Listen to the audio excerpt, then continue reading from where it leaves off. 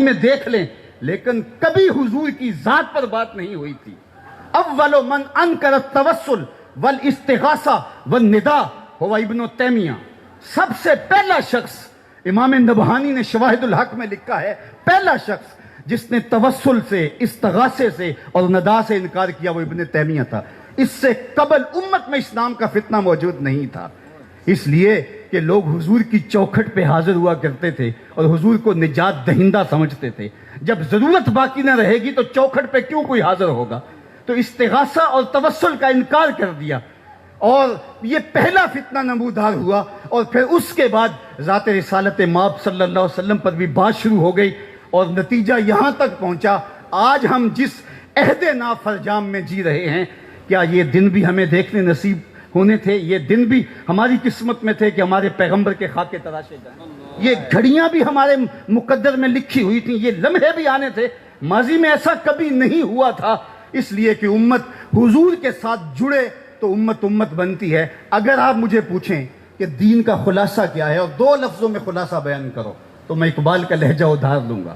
اقبال نے کہا تھا، دین سراپا سوختن اندر طلب، دین سراپا سوختن اندر طلب، انتہائش عشق آغازش ادب.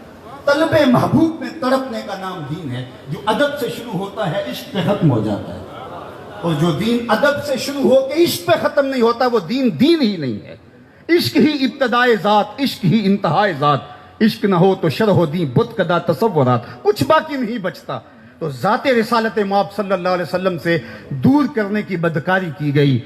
اور جن لوگوں نے امت کے مرض کی تشخیص کی، ابھی ایک لفظ یہاں بولا جا رہا تھا نباز اثر، تو اثر کی نبض پہ حضور ضیاء الامت نے ہاتھ رکھا اور مصنف کتب کثیرہ بننے کی بجائے ایک قرآن پہ کام کیا اور دوسرا کام انہوں نے حضور کی سیرت پہ کیا، تاکہ یہ زمانہ میرے رسول کی زلفوں کا اسیر ہو جائے.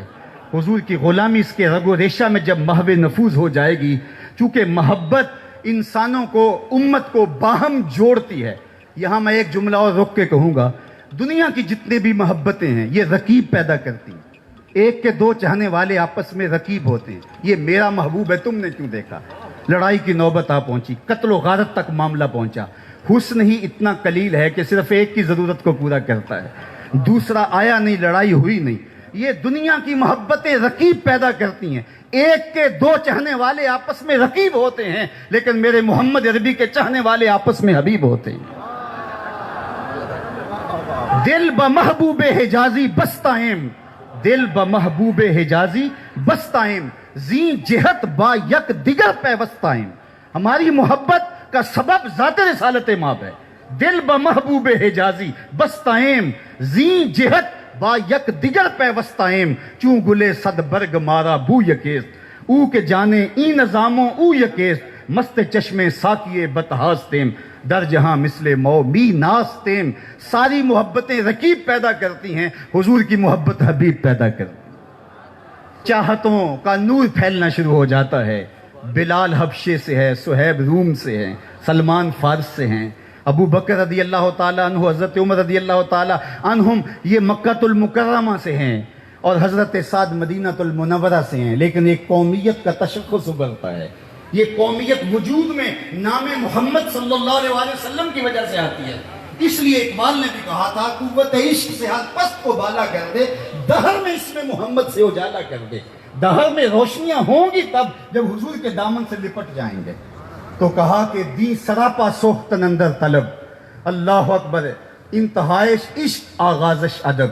تو جب یہ بدکاری کی گئی کہ حضور کی ذات سے لوگوں کو الگ کر دیا جائے اور پھر اس کا نتیجہ فرقہ بندی ہوگی، اور حضور کی ذات پر، حضور علیہ السلام کے حوالے سے جب اوہام پیدا کیے جائیں گے، حضور کے حوالے سے جب عقیدوں میں تزلزل پیدا کیا جائے گا، پھر نتیجہ یہی ہوگا کہ وہ وارفتگی، وہ محبت، وہ شوق فراواں موجود نہیں رہے گا، اور جس کے نتیجے کے اندر امت کمزور ہو جائے گی اور ان کو بے یقینی کا مرض لاحق ہو جائے گا، جس کو اقبال نے کہا تھا، سن ہے تہذیب حاضر کے غلام، غلامی سے بدتر ہے بے یقینی. آج قوم کو بے یقینی میں مبتلا کرنے کی جب سازش کی جا رہی ہے تو ہم دیکھتے ہیں کہ ضیاء النبی ایک ایسا روشنی کا منبع و مصدر ہے، ایک ایسا جلتا ہوا چراغ ہے کہ جب آپ اس کو کھولتے ہیں تو روشنیاں پھوٹنے لگتی ہیں، اجالے نکلنے لگتے ہیں اور سطر نور بانٹتی ہوئی نظر آتی ہے. اور جب اس سیرت کی خوبصورت کتاب کو آپ پڑھتے ہیں تو آپ کا دل حب رسول سے سرشار ہو جاتا ہے. تیسری بات جو میں نے کہی اور میری گفتگو اختتام کی طرف چلی جائے گی، حضرت عبداللہ بن عون کہتے ہیں کہ میں چاہتا ہوں کہ میرے چاہنے والے اور میں اس دنیا پہ رہ کے یہ 3 کام کر جائیں تو ہمارے لیے کافی ہے.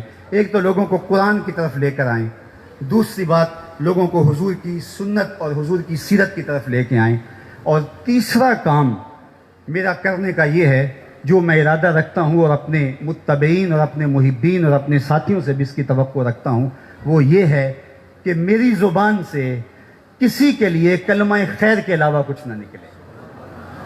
آج ہماری تقریریں، آج ہماری تحریریں، آج ہماری تدریس تشتت و افتراق کے بیج بونے لگے، اور امت پہلے ہی ٹکڑے ٹکڑے اور فرقہ فرقہ ہو، اور پھر ہم نئی فرقہ بندی کی بنیاد فراہم کر رہے ہوں، اور اس طرح سے ہم ایک دوسرے پر تان و تشنیع کے تیر برسا رہے ہوں. تو اس ماحول کے اندر ہم دیکھتے ہیں ضیاء النبی ہو یا ضیاء القرآن ہو یا سنت خیر الانام ہو، یہاں کس درد مندی کے ساتھ لوگوں کو حضور کی دہلیز پہ لانے کی کوشش کی جا رہی ہے.